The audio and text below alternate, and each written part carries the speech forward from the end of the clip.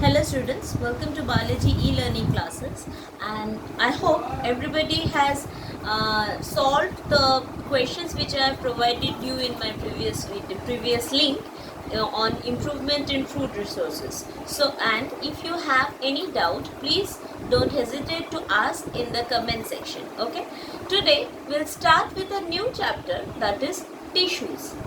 You have already gone through the chapter cell and the details of it, where cell is the why cell is called the basic unit of life. Why because it is capable of performing all the basic requirements for an organism to be living, right? You have gone through the details of cell. Today we'll start with a higher organization of cell, though, that is tissues. Coming to what are tissues? Basically, tissues are actually a group of cells. Usually tissues are a function or are a part of many not unicellular organisms. They are a part of a bit of higher higher organisms, right?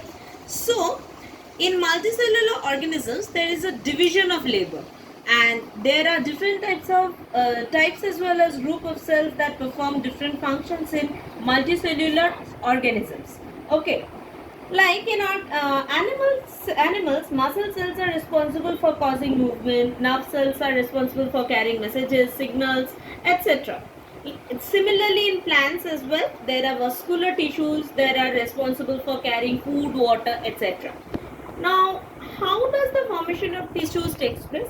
Cells form group of cells that need to perform a single task, often grouped together. Okay, this grouping of cells together to perform a particular task is called a tissue. There are various examples of tissues which you can go through. The tissue cells have the same structure and they perform the same function. Now, broadly dividing the tissues, there are mainly of two types, that is the plant tissue and the animal tissue. The plant tissue and the animal tissue are a bit different from each other, as their habitat is different, right? So coming to plant tissues, they have to, since the plant don't have homes, they have to provide more mechanical strength and support for the plant, right? But in case of animal tissues, they need to provide more and more energy than plant tissues, right? So, but coming first to the plant tissues, they do not move, so the tissues are predominantly the ones that provide support to them so they can stand erect. But these tissues are made up of dead cells, because dead cells can also provide mechanical strength to the plants and do not require much maintenance. Only certain parts of the plant can grow. The tissues present in such regions of and divide themselves and to form new tissues. But the structure of plant tissue is not very much specialized as compared to the animals.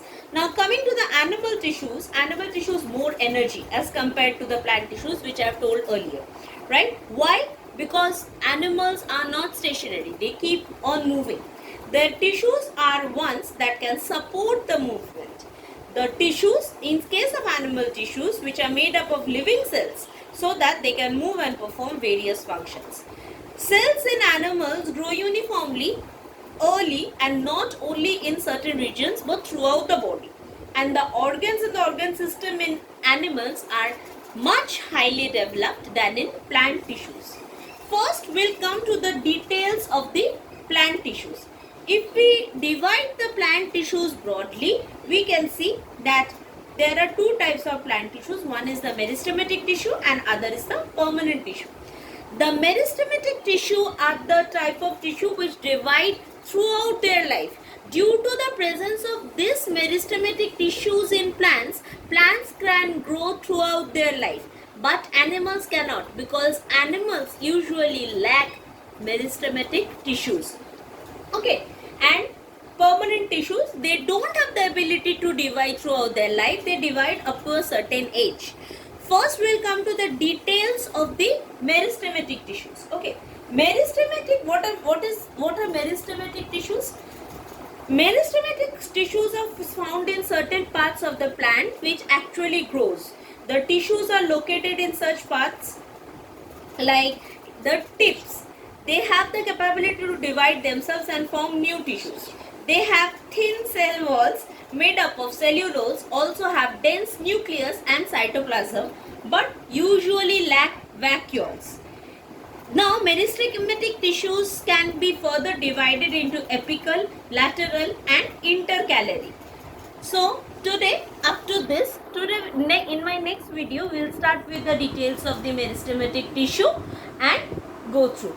So, you go through up to this today. Thank you.